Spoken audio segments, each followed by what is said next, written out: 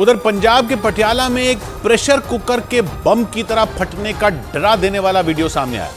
यह घटना उस वक्त हुई जब उस घर के रसोई घर में 2 महिलाएं मौजूद थीं और खाना बना रही थीं।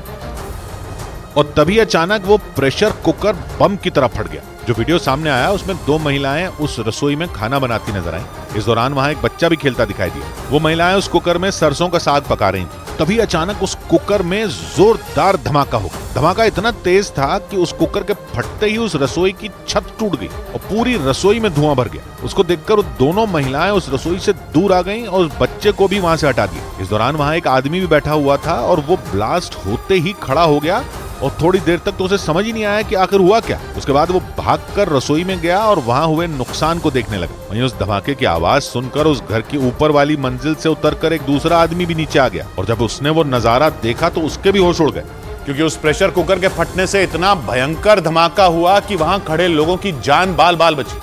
हालांकि उस धमाके की वजह से उस रसोई की सूरत बदल गई, क्योंकि उस प्रेशर कुकर के फटते ही उस रसोई की छत टूट गई और उस रसोई का सारा सामान बिखर गया। हालांकि गनीमत ये रही कि इस हादसे में उन दोनों महिलाओं को सिर्फ मामूली चोटें आई, लेकिन इस तरह का हादसा न हो इसके लिए प्रेशर कुकर में खाना बनाते वक्त कई तरह की सावधानियां बरतने की अपील की जाती है, क्योंकि ऐसे कई कारण हैं जिनकी वजह से प्रेशर कुकर फट सकता है। उनमें कुकर में जरूरत से कम पानी भरना, खाना बिना पके ही कुकर को जबरदस्ती खोलने की कोशिश करना, कुकर में क्षमता से ज्यादा खाना पकाना और कुकर की सीटी और रबर की ठीक से सफाई न करना जैसे कारण शामिल है। बताया गया कि पटियाला में ये जो हादसा हुआ उसमें खाना पकाते हुए उस कुकर में गैस ज्यादा बनने की बात सामने आई। उसी वजह से उस कुकर में जोरदार धमाका हो गया।